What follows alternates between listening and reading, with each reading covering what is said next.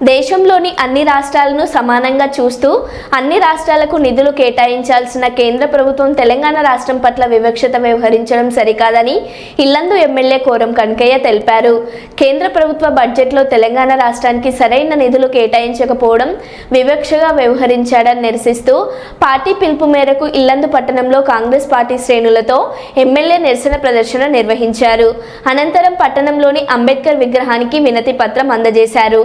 ఈ సందర్భంగా ఎమ్మెల్యే మాట్లాడుతూ కేంద్ర ప్రభుత్వం రాష్ట్రం పట్ల చూపిస్తున్న వివక్షతతో రాజ్యాంగ నిర్మాత అంబేద్కర్ విగ్రహానికి వినతి పత్రం అందజేసే కార్యక్రమాన్ని నిర్వహించామని తెలిపారు.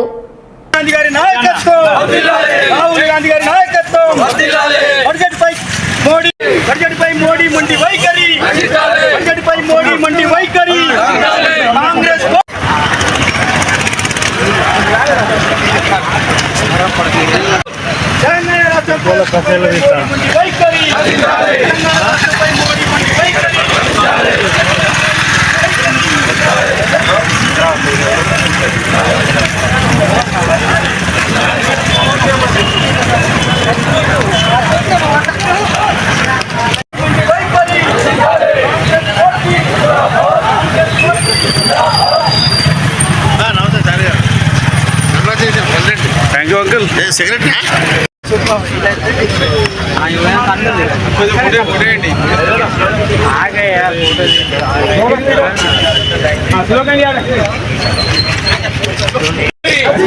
बजट पर मोदी मंडी वैखरी बजट पर मोदी मंडी वैखरी Modi Modi Modi BJP BJP BJP मंडी वैखरी बजट पर बीजेपी मंडी ప్రజలను మోసం చేసి బడ్జెట్ నిర్ణయం చేసేటువంటి పరిస్థితి.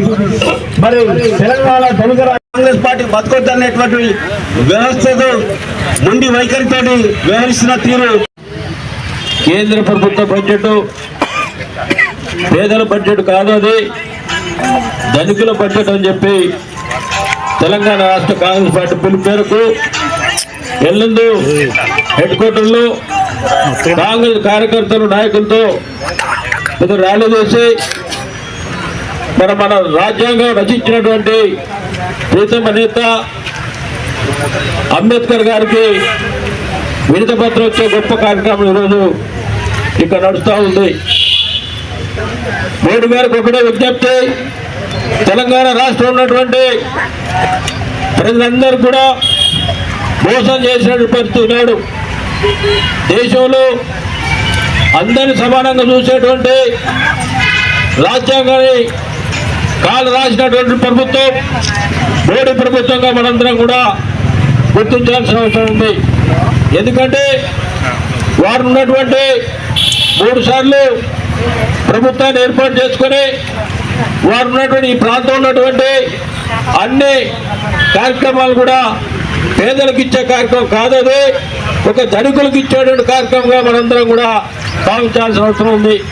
తెలంగాణ రాష్ట్రానికి వచ్చినప్పుడు పేద రాష్ట్రం, నిరుపేదలు ఉన్నటువంటి ప్రాంతం, ఎక్కువగా గిరిజనుల ప్రాంతం, ఈ ప్రాంతానికి ఎలాంటి బడ్జెట్ రాకుండా అడ్డుకున్నటువంటి పరిస్థితి ఈ రాష్ట్ర మరి కేంద్ర మంత్రులు కిషన్ రెడ్డి గారు వారితో పాటు వారి బృందం అందరూ కూడా వెంటనే రాజీనామా చేయాలని చెప్పి డిమాండ్ చేయడం జరుగుతూ ఉంది ఈ ప్రాంతం నుంచి.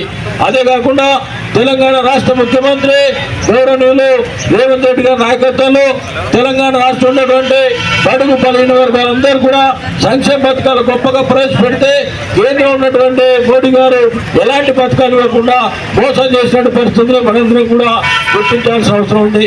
ముఖ్యంగా రాబోయే ఎన్నికల్లో తెలంగాణ రాష్ట్రంతో పాటు దేశంలో ఉన్నటువంటి బీజేపీ ప్రభుత్వాన్ని ఏ విధంగా దించాలి, ఎలా ప్రయత్నం చేయాలి, దేశంలో కాంగ్రెస్ పార్టీ బతుకుంటేనే సంక్షేమ అభివృద్ధి పథకాలు పేదలకు అందే విధంగా ప్రభుత్వం చర్యలు చేపట్టేది.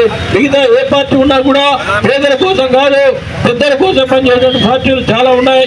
దయచేసి అందరం కూడా ముక్తగడతో ఈ బడ్జెట్ ఖండించాల్సిన అవసరం ఉందని చెప్పి విజ్ఞప్తి చేస్తూ సెలవు తీసుకుంటున్నాం.